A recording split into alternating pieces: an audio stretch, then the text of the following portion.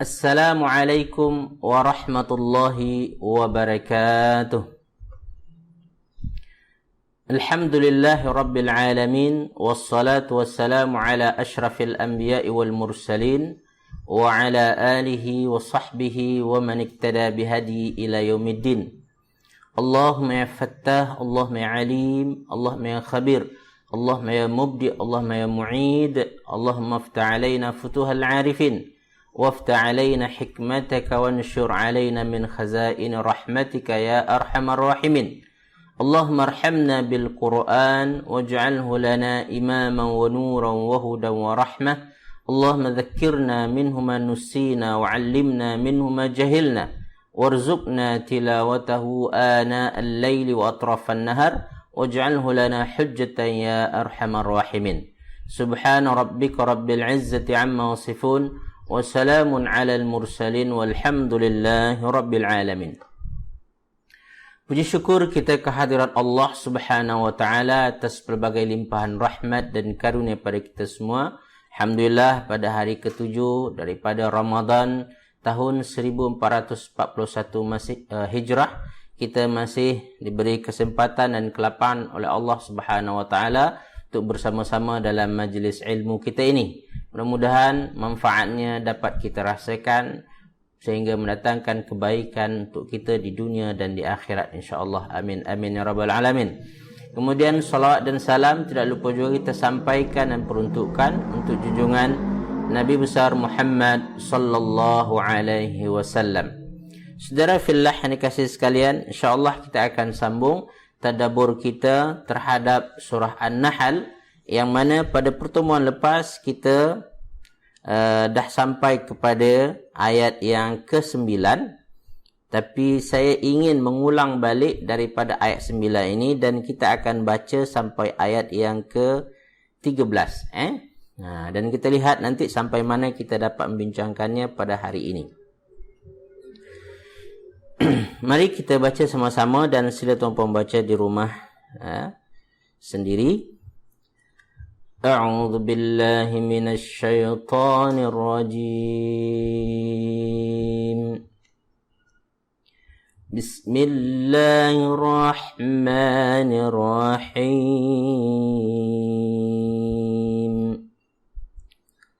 وعلى الله قصد السبيل ومنها جائر ولو شاء لهداكم أجمعين هو الذي أنزل من السماء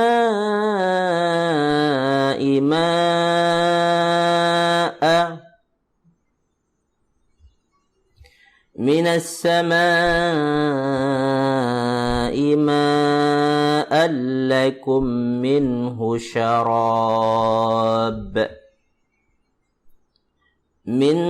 شراب ومنه شجر فيه تسيمون ينبت لكم به الزرع والزيتون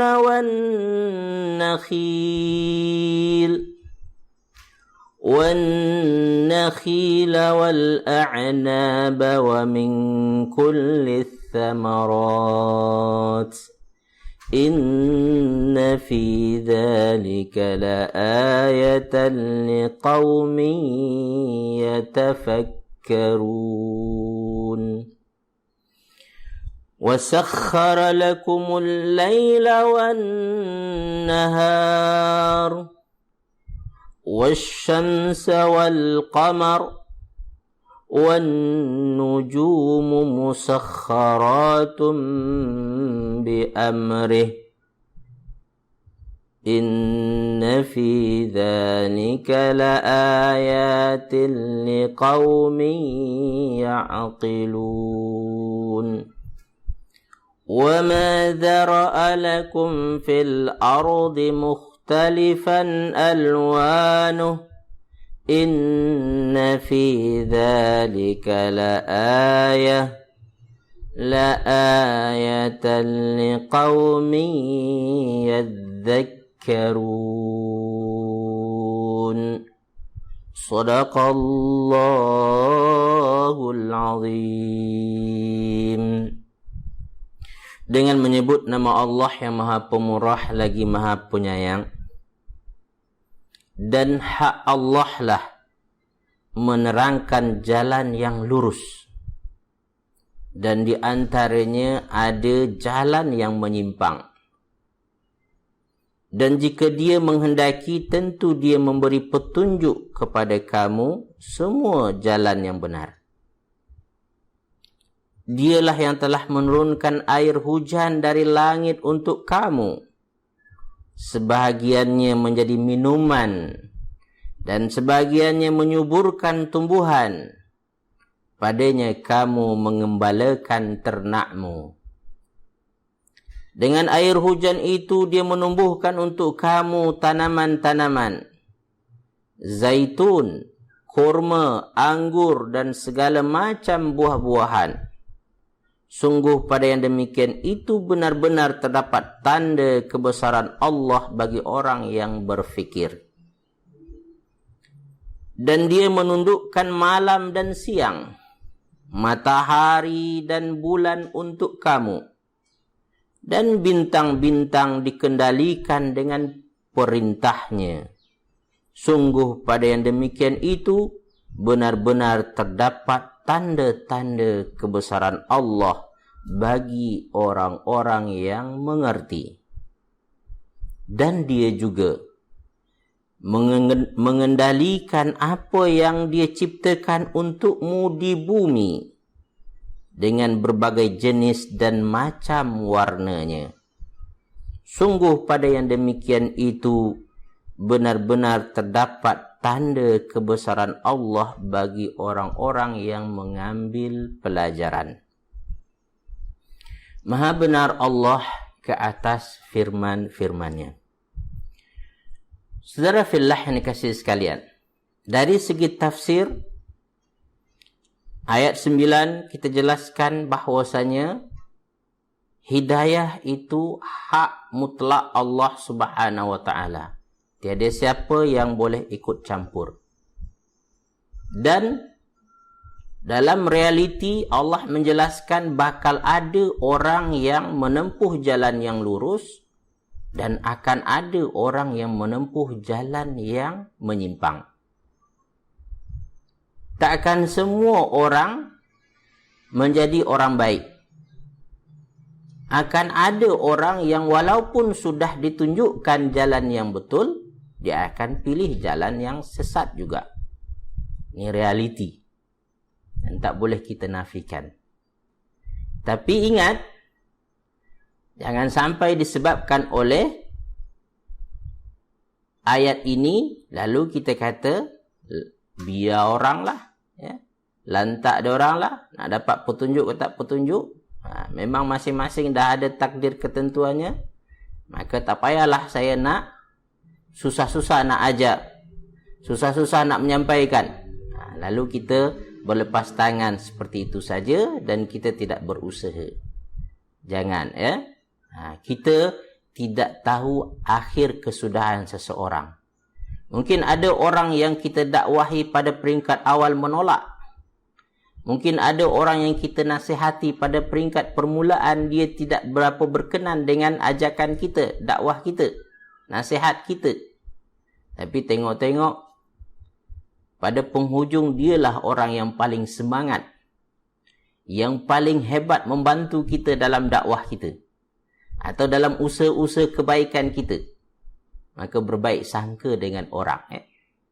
Hidayah milik Allah dan kita tak tahu bagaimana seseorang itu menerima hidayah. Ini dari segi tafsir. Dan kemudian Allah Subhanahu wa taala pada ayat yang ke-10 menjelaskan bahwasanya di antara nikmat. Nikmat sebelum ini kita ada sebutkan ada dua. Apa dia? Siapa ingat? Ada nikmat hissi dan ada nikmat maknawi. Nikmat hissi adalah nikmat yang dapat kita ketahui dengan salah satu panca indera kita, ya. Deria yang Allah bagi kepada kita. Itu nikmat hissi. Nikmat manawi macam mana? Nikmat yang tak dapat kita deria dengan salah satu panca indera kita, tetapi dapat kita rasakan dengan hati kita. So, saudara fillah yang dikasihi sekalian, Allah Subhanahu wa taala pada awal menunjukkan kepada kita nikmat hissi dia tadi. Nikmat yang dapat dilihat, dapat dicerna dengan salah satu panca indera kita, termasuklah iaitu langit, bumi kita, kemudian binatang ternak, ya, serta kuda, baral dan keldai.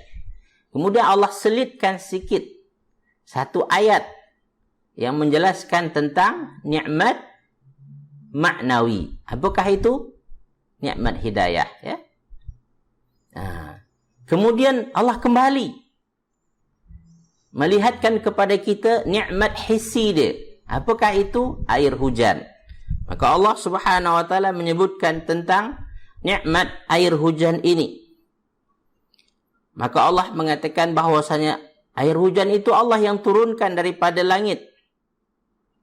Dan ketika Allah sebutkan air hujan, disebutkan manfaatnya. Manfaatnya pertama adalah syarabun, sebagai minuman untuk kamu, ya. Wa minhu syajarun, di antaranya adalah untuk menyuburkan tanaman-tanaman, tumbuhan-tumbuhan, yang mana dengan tumbuhan tersebut kita hantar kepadanya haiwan-haiwan ternak kita dan makan daripada rumput-rumput tersebut, ya. Jadi ini manfaat daripada air hujan yang disebutkan oleh Allah Subhanahu wa taala. Selain itu, dia memberi kesan kepada, kata Allah, yunbitu lakum bihi zar'a, sehingga tumbuhlah tumbuh-tumbuhan, tanaman-tanaman kita. Di antaranya adalah zaitun, ya, nakhil, iaitu pokok korma, ya, wal a'nab, dan anggur. Kenapa disebutkan ini? Sebab ia adalah tumbuh-tumbuhan, pokok-pokok yang wujud di negara Arab. Kalaulah Nabi Muhammad SAW turun di Nusantara, maka dia akan sebut apa dia itu? Pokok kelapa, pokok durian mungkin, ya. Jadi Allah Subhanahu wa taala menurunkan Al-Quran sesuai dengan bi'ah, sesuai dengan keadaan setempat. Ini bukan bermakna hujan hanya berfungsi untuk menumbuhkan tumbuhan yang disebutkan ini. Tidak, tumbuh-tumbuhan yang lain. Cuma disebutkan ini sebagai contoh kepada tumbuh-tumbuhan yang mendapat manfaat daripada air yang Allah turunkan daripada langit, ya. Dan kata Allah Subhanahu wa taala, orang-orang yang bertafakkur, orang-orang yang berfikir akan mendapatkan pelajaran untuk mengingatkan dia kepada kebesaran Allah Subhanahu wa taala daripada air hujan, tanaman-tanaman yang tumbuh tersebut, dia akan dapat pelajaran. Selain itu, Allah Subhanahu wa taala menambahkan lagi tentang nikmat yang dia berikan kepada kita dalam bentuk hissi. Apa dia? Wasakhkhara lakumul laila. Allah, ya, Allah tundukkan bagi kamu malam, ya, wan nahar, dan siang, wasyamsa wal qamar, matahari dan bulan, wan nujum, bintang-bintang, musakhkharat. Mereka itu tunduk, mereka itu, ya, kamu dapat manfaatkan bi amrihi. Bi amrihi ini ingat tuan-puan dan saya, pada awal ayat kita amri, ya, amrullah. Nanti kita akan bincang dari segi tadabbur, ya.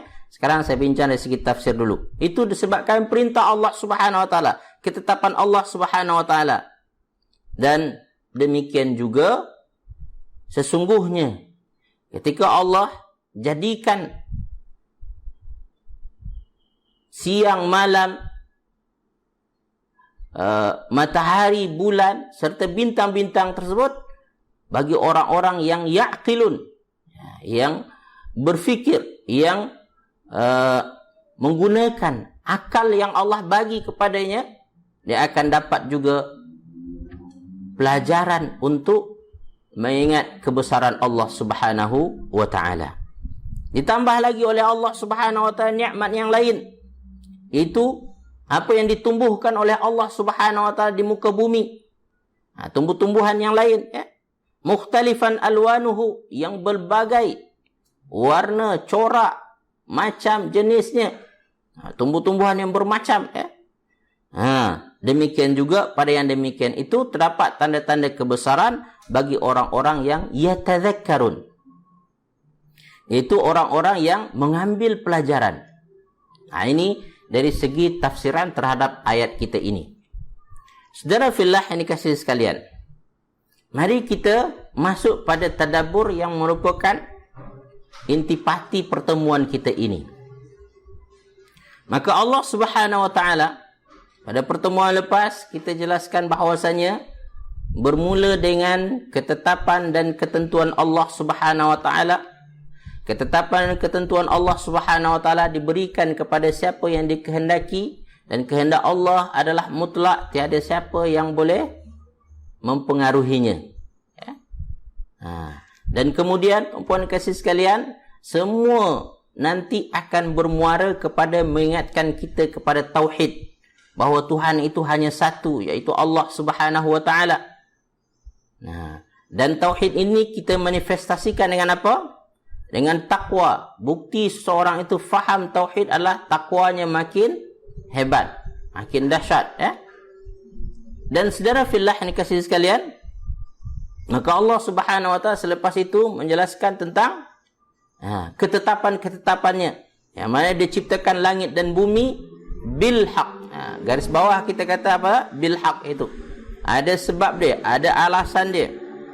Alasannya sebenarnya adalah apa? Lakum. Pada ayat yang ke-5 tersebut, untuk kita manusia, maka Allah Subhanahu wa taala ciptakan semua itu. Dan tuan-puan dikasihi sekalian, maka Allah Subhanahu wa taala juga menciptakan semua itu ada manfaatnya. Bukti bahawa tak segala sesuatu itu ada sebab Allah ciptakan, maka dia bagi manfaat. Maka ingat tuan-puan dikasihi sekalian, orang yang dapat memahami surah An-Nahl ini, dia adalah orang yang sentiasa melihat manfaat pada penciptaan atau pada ciptaan Allah Subhanahu wa taala. Ya, dilihat manfaat dia. So, saudara fillah yang dikasihi sekalian, dan kita juga jelaskan sebelum ini, itu Allah gunakan, Allah ciptakan untuk apa? Untuk kegunaan manusia, untuk memudahkan manusia, yang kemudahan itu diberikan sebagai tanda kepada Rauf Allah Subhanahu wa taala dan Rahim Allah Subhanahu wa taala. Apa dia Rauf Allah? Itu belas kasihan Allah Subhanahu wa taala, ya. Dan kemudian tanda belas kasihan Allah juga adalah, iaitu yakhluqu ma la ta'lamun. Pada ujung ayat 8, ya. Dia ciptakan apa yang tak pernah ada sebelum itu. Yang kadang-kadang kita tak tahu. Maka akan adanya inovasi-inovasi dalam kehidupan manusia, itu salah satu bukti bahawa Allah Subhanahu wa taala ingin memudahkan manusia, ya. Saudara fillah yang dikasihi sekalian, bagaimana munculnya inovasi, gagasan-gagasan, idea-idea tersebut? Ia daripada hidayah Allah Subhanahu wa taala. Maka Allah pada ayat 9 menjelaskan tentang hidayah Allah Subhanahu wa taala. Dan Allah lah satu-satunya yang membantu manusia menghasilkan idea-idea dan gagasan-gagasan hebat, sehingga menjadi titik tolak kepada perubahan pada kehidupan manusia. Itu Allah sebenarnya. Namun kadang-kadang manusia lupa. Manusia merasa bahawa itu daripadanya. Maka Allah ingatkan melalui surah An-Nahl ayat 9 ni, Allah lah sebenarnya, ya, yang memberi hidayah tersebut, yang menunjukkan jalan kepada kita. Maka dalam perkara ini, tuan-puan yang kasih sekalian, saya ingin tambahkan, saya kata pada ayat yang ke-9 ini, Kalau kita tahu bahawa hidayah itu hanya daripada Allah Subhanahu wa taala, petunjuk itu daripada Allah Subhanahu wa taala, idea dan ilham yang sebenar itu daripada Allah Subhanahu wa taala, tolong garis bawahi, mintalah kepada Dia sahaja. Mintalah hidayah, mintalah petunjuk, mintalah idea, mintalah gagasan daripada Allah Subhanahu wa taala. Apabila tuan-puan ingin melakukan sesuatu, bermulalah dengan doa dahulu. Ya Allah, tunjuki aku jalan macam mana dapat menyelesaikan usaha aku ini dengan baik. Bimbing aku ya Allah. Ini minta ke Allah Subhanahu wa taala. Jangan lupa meminta kepada Allah Subhanahu wa taala. Maka saya ada soal orang-orang yang kalau datang kelas saya tentang makna tawakal, ataupun bilakah kita perlu bertawakal.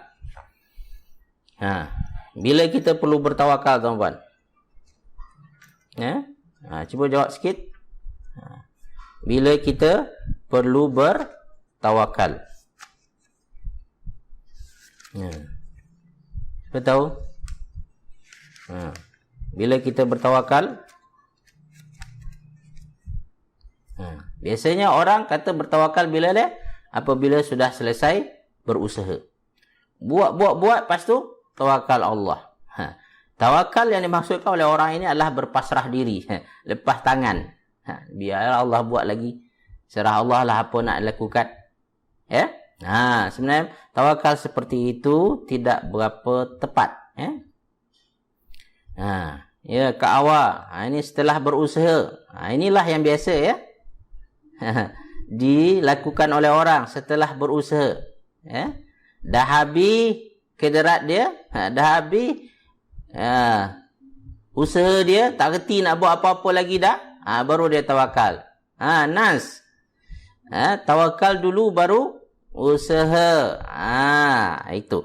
Untuk menjawabnya, saya ingin tuan-puan mengajak tuan-puan pada surah Ali Imran. Ayat 159. Untuk menjawabnya. Saya tak jawab sendiri. Tapi saya nak jawab dengan ayat Quran. Supaya tuan-puan lebih yakin. Iaitu, cuba lihat halaman 71. Surah Ali Imran. Ayat 159. Lihat.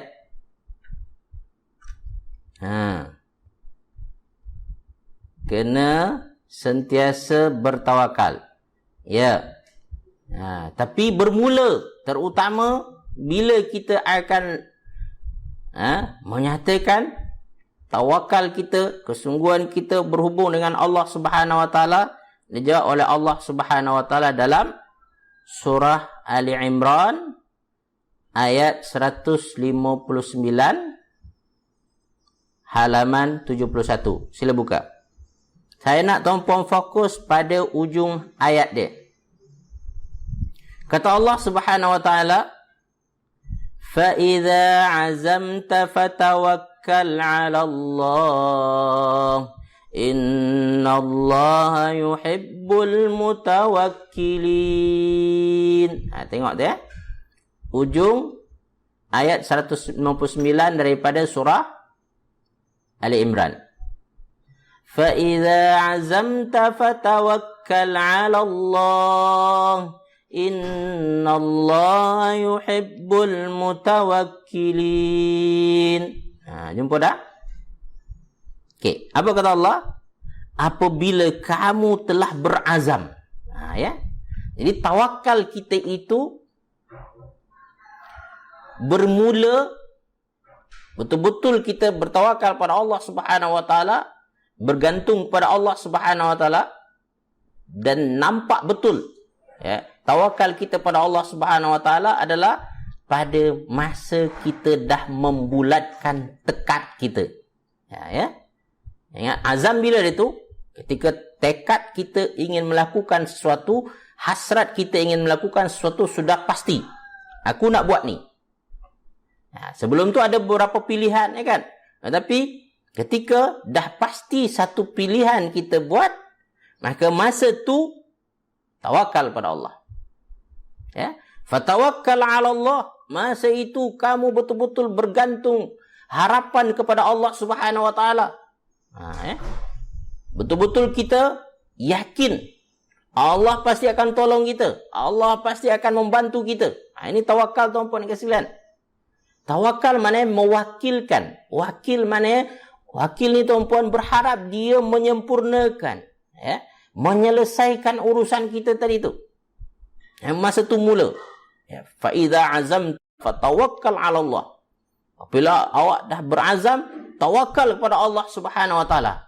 Maka dengan tawakal ini tuan-puan dan kasih sekalian, tuan-puan perlu hati-hati dengan kadang-kadang kata orang, pendapat orang ini itu, ya kan?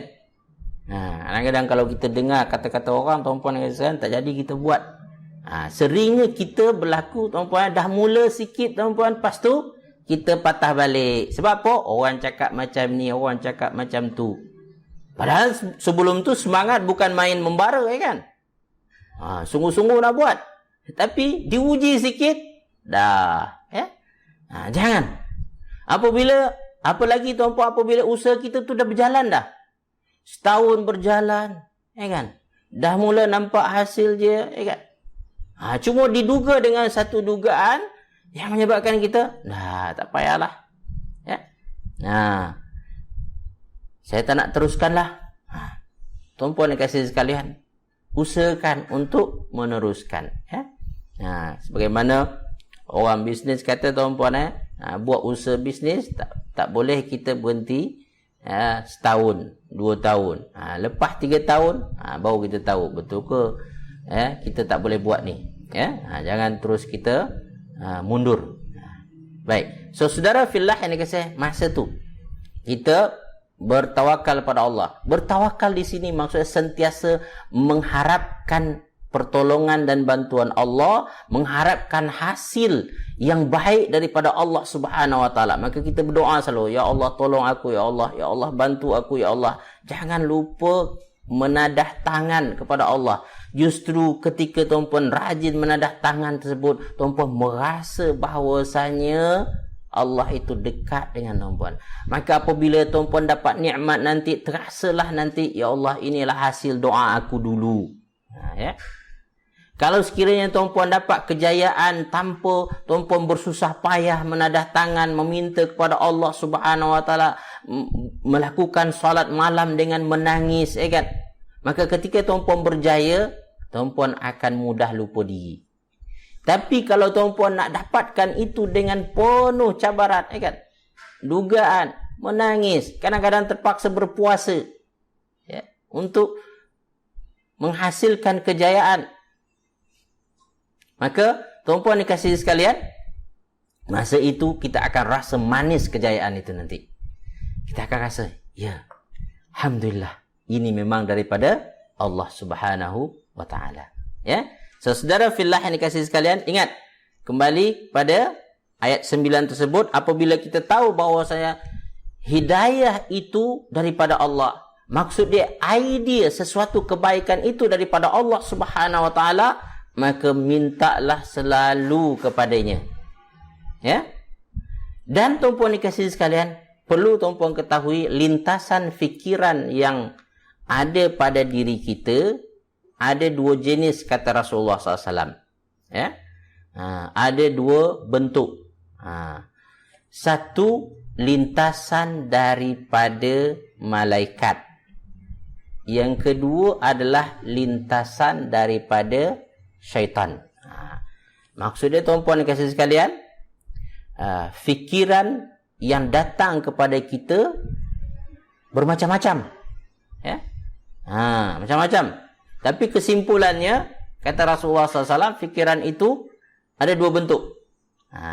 Satu adalah fikiran yang datang daripada malaikat, merupakan ilham yang Allah nak bagi kepada kita. Ingat, pada ayat kedua surah An-Nahl kita ini, Allah bagi tahu malaikat adalah perantara Allah Subhanahu wa taala untuk menyampaikan ketetapannya kepada kita.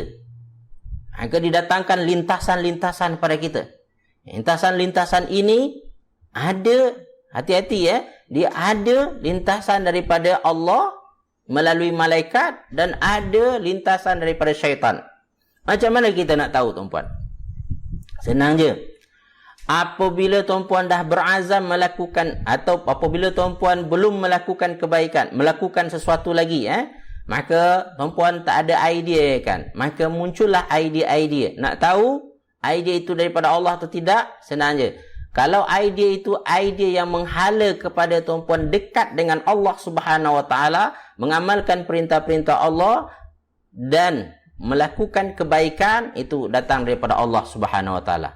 Tapi idea tersebut menyebabkan tuan-puan jauh daripada Allah Subhanahu Wa Taala, melanggar yang dilarang oleh Allah Subhanahu Wa Taala serta mengabaikan perintah Allah, ketahuilah itu idea daripada syaitan. Tinggalkan. Jangan perturutkan, ya. So, saudara fillah yang dikasihi sekalian, maka apabila idea itu daripada malaikat, ya kan, daripada Allah Subhanahu Wa Taala, maka kita, tuan-puan, pegang itu. Usaha lakukan. Usaha untuk laksanakan. Maka apabila tuan-puan dah azam untuk melaksanakan, tawakal pada Allah Subhanahu Wa Taala. Tuan-puan fikir ketika itu bagaimana nak menyempurnakan idea baik ini. Cari jalan, minta kepada Allah petunjuk macam mana nak melaksanakannya. Maka ada hidayah, kata ulama, selain daripada hidayah irsyad, hidayah taufik, ada satu lagi hidayah. Apa nama dia? Hidayah ma'unah nama dia. Tersebut hidayah ma'unah. Sekali lagi apa? Hidayah ma'unah. Apakah hidayah ma'unah tersebut? Hidayah pertolongan. Dia tolong kita. Dia bantu kita menyempurnakan usaha kita itu. Dengan cara apa? Cara kadang-kadang dikenalkan kita dengan orang. Ditunjukkan kita satu alat yang boleh memudahkan urusan kita ini. Ini hidayah ma'unah nama dia. Bukan mak si unah, ma'unah, pertolongan. Hidayah dalam bentuk pertolongan Allah Subhanahu Wa Taala. Tolong kita. Sehingga mudah urusan kita. So, baik, saudara fillah yang dikasihi sekalian. Maka ini dalam, dan hidayah ini sangat penting. Ia merupakan bibit ataupun benih awal untuk kita berjaya dalam hidup kita. Kalau tuan-puan tak jaga benih ni, siap-siap tuan-puan kasih sekalian, tak tumbuh-tumbuhlah pokok yang tuan-puan nak tanam tu.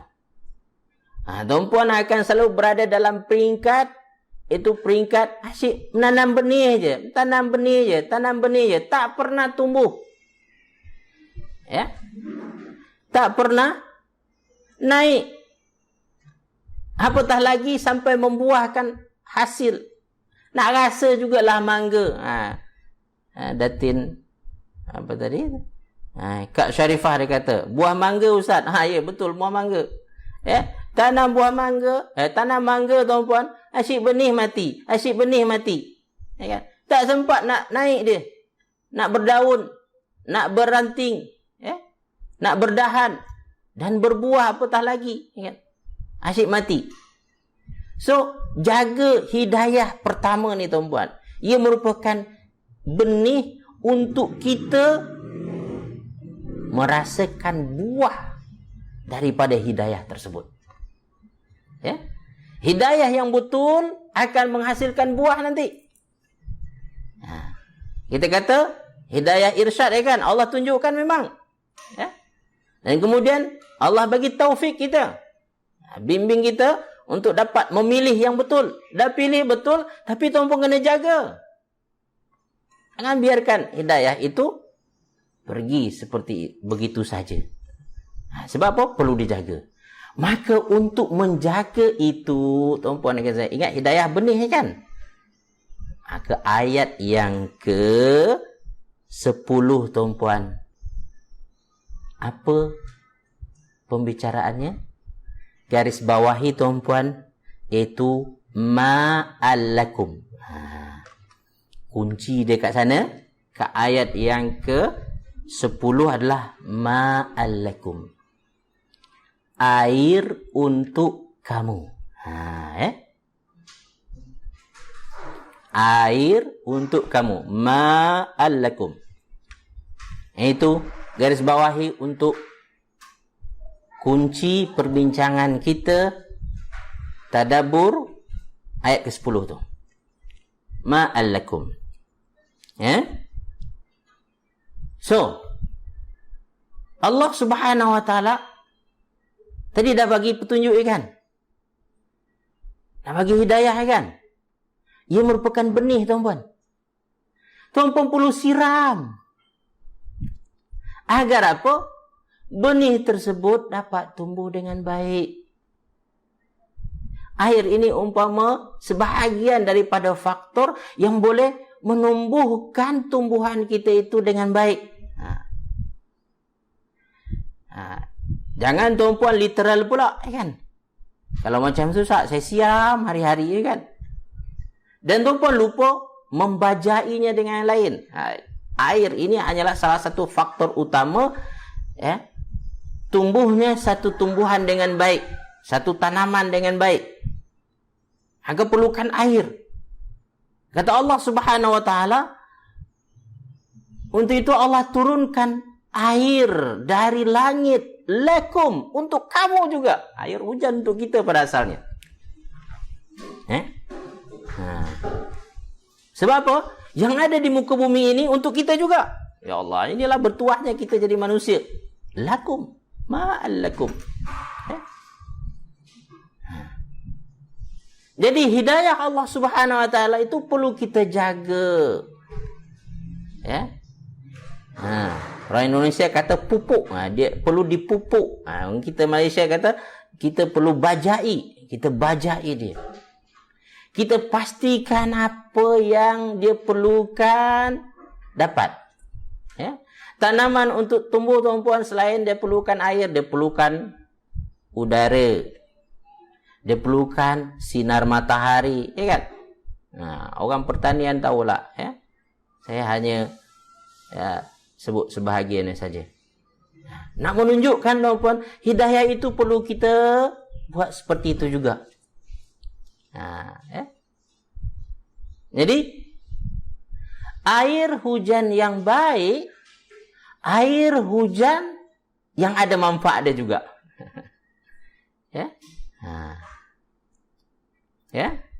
Nanti kata baja yang baik, baja yang memang ada kesannya, efektif. Apa kesannya? Kalau dalam ayat ini nyatakan adalah syarab, kan? Sebagai minuman, kan? Artinya boleh menghilangkan dahaga. Menghilangkan dahaga di sini makna maksud dia, tuan-puan dan kasih sekalian, iaitu dapat menghilangkan keperluan asas kita. Apabila kita ada idea, tuan-puan dan kasih, untuk membuat sesuatu yang merupakan hidayah pada Allah Subhanahu wa taala, mesti ada manfaatnya, ada kegunaannya. Kegunaan yang paling penting pertama adalah dia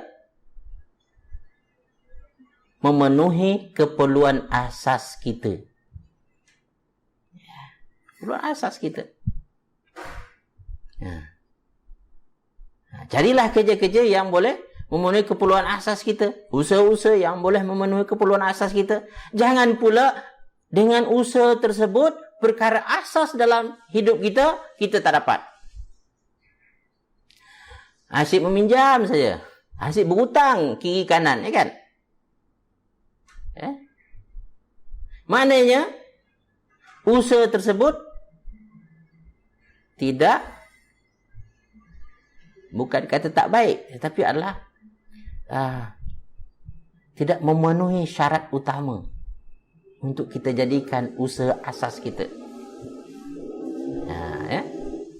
Maka kita kena ada usaha asas yang boleh memenuhi keperluan asasi kita, sebagai syarab kita, sebagai makanan kita, minuman kita. Jadi, saudara fillah yang dikasihi sekalian, barulah lepas itu usaha yang macam mana, kata Allah, dia membantu tumbuh-tumbuhan lain untuk tumbuh. Arti kata tuan-puan, boleh memenuhi keperluan ahli keluarga kita, anak-anak kita, isteri kita. Ya? Boleh adik-beradik kita tolong pula. Boleh maju, bangkit ekonomi keluarga kita. Jangan nak kita rasakan nikmat itu sendiri je. Ingat, hati-hati tuan-puan, usaha yang kadang-kadang orang tu saja yang nikmati cuma. Di dalam Islam, usaha kalau boleh dinikmati oleh orang lain. Kalau tuan-puan kaya, terasa kekayaan oleh tuan-puan tersebut oleh anak-anak tuan-puan, oleh isteri, pasangan tuan-puan, oleh mak, terutamanya mak ayah kita, dapatlah sedikit duit daripada hasil kerjaya kita itu dinikmati oleh ibu bapa kita.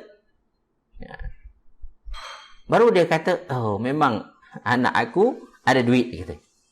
Ini tak, mak setiap kali bercerita tentang masalah dia dan kita selalu kata tak ada duit lah mak. Padahal kita besar, ya kan? Terkenal dengan pengusaha berjaya, ya kan? So, usaha yang baik akan memenuhi keperluan asasi kita dan juga adalah boleh menumbuhkan, boleh memberi manfaat kepada orang-orang sekeliling kita. Okay? Saudara fillah yang dikasihi sekalian. Sehingga apa? Kata Allah pada ayat yang ke-11 adalah yunbitu lakum bihi zar'a.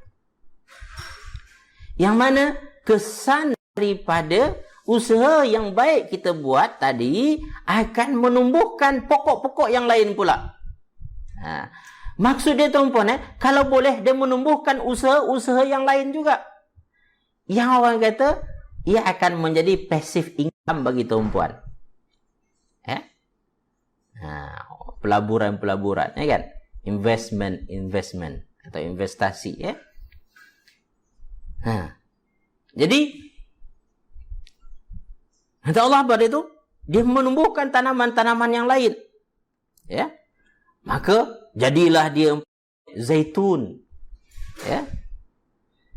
An-nakhil wal a'nab, ya. Puan-puan dikasihi sekalian, kenapa 3 pokok ini Allah Subhanahu wa taala sebut ayat ini? Untuk tadabbur saja. Dan ini memang satu yang terlintas bagi diri saya, terfikir oleh diri saya, ya. Dan cuba saya kaitkan dengan apa yang saya baca dan apa yang saya pelajari dari ilmu bisnis, tuan-puan. Iaitu usaha kita, tuan-puan dikasihi sekalian, mesti ada usaha yang boleh kita nikmati hari-hari. Kita memerlukan iaitu menghasilkan income daily, ya kan, hari-hari. Pokok kurma, tuan-puan, di antara pokok yang boleh menghasilkan hari-hari. Ya. Dia bukan hanya buah saja. Ya. Pelepah dia pun boleh berguna. Ya. Maka dalam hadis Rasulullah SAW, ketika disebutkan tentang pokok yang bermanfaat dalam Al-Quran, dimaksudkanlah pokok kurma. Dia kata. Pokok kurma ni boleh menghasilkan hari-hari. Zaitun ini adalah tanaman yang boleh bertahan lama, tuan-puan. Maka kalau dekat Palestin, tuan-puan, ada zaitun itu yang dah ratusan tahun. Sehingga makin lama dan makin tua zaitun ni, tuan-puan, kualiti buah dan minyak yang dihasilkan semakin hebat, makin bagus. Arti kata, kita kena ada usaha yang bersifat long term. Dan tuan-puan dikasihi sekalian, kita ada a'nab. Apa itu? Anggur. Anggur adalah pokok yang menghasilkan buah bermusim. Ya. Bermusim macam mana? Dia ada musim. Ada musim anggur berbuah, ada musim yang tidak. Iya sayang, tengok. Minta maaf ada gangguan sikit, apa anak-anak? Okay, minta ke abang ke bawah. Minta tengok ke bawah ya. Tapi jangan nangis ya. Minta maaf ya. Baik, tuan-tuan dikasih sekalian. Jadi Allah sebutkan 3 ini. Ya, dalam ayat kita ini yang menunjukkan bahawasanya buatlah, pastikan usaha yang kita buat itu usaha yang menghasilkan untuk hasil yang hari-hari, hasil untuk jangka panjang, dan hasil yang berkala. Ya. Ada kata yang musiman, ya kan? Ada musim-musim tertentu. Inilah usaha yang terbaik. Kalau tuan-puan dapat idea inilah yang bagus. Ya. So, tuan-puan dikasih sekalian, ini dia. Dan Allah Subhanahu wa taala, bahkan kalau boleh tuan-puan dan saudara sekalian, kata wa min kulli thamarat. Dan boleh menghasilkan buah-buah yang lain, manfaat-manfaat yang lain. Masya-Allah. Masya-Allah. Tapi yang pasti di sini tuan-puan, pastikan usaha kita bermanfaat. Berguna. Ya. Rasulullah SAW pernah menyebutkan tuan-puan tentang perumpamaan manusia dalam menuntut ilmu. Mata nak bagi lagi. Apa nanti saya? Baik. Itu tentang manusia dan hidayah yang ataupun hidayah yang datang kepadanya. Ya. Ada 3 jenis manusia dalam menerima hidayah. Yang pertama, kata Rasulullah SAW dalam hadis diriwayatkan oleh Bukhari, ya, dalam kitab ilm, hadis yang ke-79, yang mana hadis diriwayatkan oleh Abu Musa radhiyallahu anhu, Rasulullah SAW bersabda, "Mathalu ma ba'athani Allahu minal huda wal ilmi kamathalil ghaithil kathir." Perumpamaan hidayah dan ilmu yang Allah utus aku untuk itu seperti air hujan yang banyak, yang lebat. Okey, maka air hujan ini bagaimana kata Rasulullah? Jadi hidayah Allah itu seperti air hujan. Maka saya kaitkan surah An-Nahl ayat 10 kita ini dengan hidayah dan manfaatnya pada kita. Ya. Air hujan ini dengan hidayah, tuan-puan, berdasarkan hadis inilah. Jadi Allah kata hidayah, orang yang menerima hidayah tersebut ada 3 kategori. Kata hadis ni, hadis Rasulullah ni, fakana minha naqiyatun qabilatil ma'. Maka di antara bumi ataupun tanah yang menerima air hujan tersebut, ada yang tanah yang subur. Ya. Bagaimana suburnya? Dia serap air, fa'ambatatil kala. Air tersebut menyebabkan tumbuh-tumbuhan. Ya. Tumbuh macam-macam tanaman. Fa'ambatatil kala. Ya. Ini dia perumpamaan pertama. Dan wa kanat minha, dan di antaranya lagi ajadib. Di antaranya tanah tersebut, di antara air hujan yang banyak itu, ya, jatuh ke tempat yang bertakung. Ajadib, ya. Air bertakung. Air bertakung macam mana? Ya. Amsakatil ma'. Dia tampung air tersebut. Dan tampung air, dah tertampung air, apa yang berlaku? Fa'anfa'allahu bihan nas. Maka air bertakung tersebut, orang lain dapat manfaat. Wasaqau, wazara'u. Mereka gunakan air bertakung tersebut untuk menyiram tanaman-tanaman. Dan juga untuk mereka menanam tanamannya. Ya. Anak tengok tempat lain saja. Dia ngajar. Tengok lainnya. Ya. Dan jadi ada orang dapat hidayah seperti apa tadi itu, tanah yang subur, dia serap ya. Dan ada orang dapat hidayah seperti apa? Tempat bertakung. Dua-dua dia masih ada manfaat tak? Ada, ya.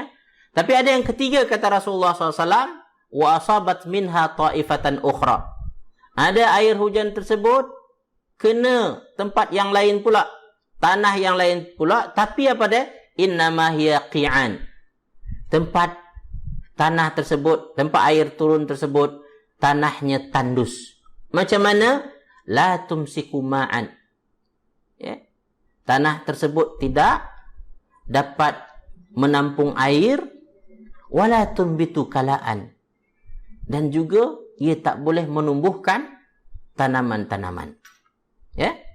So, saudara fillah yang dikasihi sekalian, ini perumpamaan orang dapat hidayah. So, apa yang kita dapat faham di sana tuan-tuan kasih sekalian? Pertama adalah orang yang dapat hidayah itu kalau boleh dia hidayah itu meresap masuk ke dalam dirinya. Ya. Itu masuk dalam dirinya, mempengaruhi di perbuatannya, mempengaruhi sikap dan akhlaknya, itu kalau boleh. Ya. Dan kemudian selepas itu dia juga mempengaruhi orang sekelilingnya, dia tumbuhkan tumbuhan yang lain. Maksud adalah memberi manfaat, membentuk personality yang bagus, anak-anak yang baik, ya. Murid-murid yang berjaya, yang berakhlak mulia umpamanya. Jadi ada kesan dia. Kalaupun tidak, kata Rasulullah SAW adalah dia menampung, dia terima, kemudian dia bagi ke orang lain. Apa maksudnya di sini tuan-puan? Ada orang yang dia menuntut ilmu banyak ni, ilmu banyak. Tapi diri sendiri tak baik. Wa'iyadzubillah min zalik. Saya berlindung pada Allah daripada itu. Ilmu banyak, tapi dia sendiri tak baik. Tapi dengan itu boleh membaiki orang lain. Boleh ke Ustaz? Boleh. Sebab hadis Nabi ada menyebutkan, ada orang yang mungkin dia menyampaikan ilmu, dan dia tak berapa faham, tapi dia sampaikan pada orang lain lebih faham daripada dia. Boleh jadi seperti itu. Ya? Jadi, tapi jangan sampai kita orang yang dapat hidayah, tetapi seperti tanah tandus tadi. Dia tak dapat menahan ilmu yang dia dapat, tak masuk. Itulah masuk kanan keluar kiri, ya kan? Tak bermanfaat pada diri dia, tak memberi kesan kepada akhlak dan perbuatan dia, sikap, ya, serta karakter diri dia. Dan juga pada itu tidak pula menampung dan dia boleh bagi pada orang lain, tak juga. Jadi ini rugi, ya. So, saudara fillah yang dikasihi sekalian, maka di sini kita perlu ingatkan diri kita bahwasanya hidayah yang kita dah dapat, jaga elok-elok, sebab ia merupakan benih kepada apa? Kebaikan-kebaikan dalam kehidupan kita. Sirami kalau perlu, ya. Bajai atau pupuk, ya. Jangan biarkan begitu saja. Dan manfaat itu kalau boleh bagi, kongsi pada orang-orang lain, orang-orang sekeliling dia, orang yang kita kenal. Jadikan dia asbab untuk menumbuhkan usaha-usaha kebaikan-kebaikan yang lain. Ya? Ini yang perlu kita buat dengan hidayah dan petunjuk yang Allah bagi ini. So, saudara fillah yang dikasihi sekalian, maka di hujung ayat, daripada ayat 11 tersebut, Allah ingatkan, inna fi dzalika laayatan liqaumin yatafakkarun. Yang demikian itu, tolong garis bawahi tuan-puan dikasihi sekalian. kata kunci bagi ayat yang ke-11 adalah la ayatan liqaumin yatafakkarun itu. Iaitu qaumi yatafakkarun, ya. Okay, ayat ke-10 kata kunci dia tadi apa? Ma'alakum, ya. Dan pada ayat yang ke-11 adalah qaumi yatafakkarun. Ya Allah tu, dah aku 11 dah. Aku 10:31 dah. Macam mana ni? Saya tak sedar, masa dah habis. Ya. Sebenarnya saya nak kalau boleh kongsi ujung ayat 11 ni. Sebagai pelengkap perbincangan kita tentang ayat 11 ni. Jadi, boleh saya ambil masa sikit ya? Jadi, tuan-puan dikasihi sekalian, orang-orang yang bertafakkur. Tafakkur tuan-puan tak sama berfikir sahaja. Ini amalan tafakkur tak sama dengan amalan berfikir logik ikut cara kebanyakan orang. Tafakkur adalah satu amalan istimewa di dalam Islam yang ia dikaitkan dengan orang ulul albab. Orang ulul albab adalah orang yang menggunakan potensi dirinya dengan sebaik-baiknya. Dan itu disebutkan oleh Allah dalam surah Ali Imran. Ya? Dan ia biasanya disekalikan dengan zikir. Tafakkur tidak boleh lari daripada zikir. Dia perlu dikombinasikan. Barulah dia akan menghasilkan hasil yang menjadi asbab kepada banyak kebaikan nanti. Itu tafakkur. Tapi nampaknya memang saya rasa kalau saya bincang perkara ni panjang, ambil masa. Saya rasalah kita cukupkan di sini dulu. Ya, kita sambung besok boleh. Itu cerita tafakkur ini. Sangat penting. Tuan-puan dan kasih sekalian, pada tadabbur kita ini, saya tak nak kita nak habis cepat. Tapi kalau boleh kita dapat manfaat. Saya ingin manfaat yang maksimum pada tuan-puan dan kasih sekalian. Semakin banyak manfaatnya, semakin seronok saya. Cuma saya pun perlu menjaga waktu. Mungkin di antara tuan-puan ada yang telah terikat dengan komitmen tertentu, ya kan? Dan saya pun mungkin ada komitmen tersendiri. Saya suka untuk menjaga masa. Tepat bermula dan tepat berakhir, ya. So tuan-puan dan kasih sekalian, saya mohon maaf, nanti insya-Allah kita akan sambung lagi. Boleh insya-Allah terima kasih banyak, ya. Alhamdulillah. Syukur pada Allah, alhamdulillah. Kak Rahimah sama-sama, ya. Puan Hamidah Karim juga sama-sama, ya. Okey, Kak Zarina, terima kasih nota-notanya yang bermanfaat, ya. Kak Asnah, Kak Maznah, Kak Ani, Kak Hawa, Latin Jamalia, insya-Allah, Kak Tasnim, ya. Kak Noriha sama-sama, ya. Kak Zi, ya. Sihat belaka insya-Allah, Kak Junaida, Kak Syarifah, ya. Hajah Basyah, masya-Allah. Kak Norishah Afwan, Kak Tasmiati, Kak Azina, Kak Akma, Kak Haz, okey. Kak Asmah, Kak Zawiyah. Sama-sama Kak Zawiyah. Alhamdulillah dapat online sama kita hari. Sihat belaka insya-Allah, Kak Raja Fatimah, Mimi Liana, Kak Roslin, kakak saya Dania dari Padang, Kak Rosilah, Kak Syakirah juga, Kak Kelly, Datin, Asmahan, sama enjoy the class today, alhamdulillah. Nas, best, alhamdulillah, best, insyaAllah, moga bermanfaat. Kak Noliza, oh, perbincangan semakin panas macam mana tu? InsyaAllah kita sambung esok, ya. Datin Zaitun, ya. Alhamdulillah. Kak Rafiza juga, Kak Rubia. Ini dari Kak Subang Jaya. Kirim salam Kak Haji Razak Kak Rubia. Emilia, Kak Wan, semua. Kak Aida. Masya-Allah. Umi Fauziah.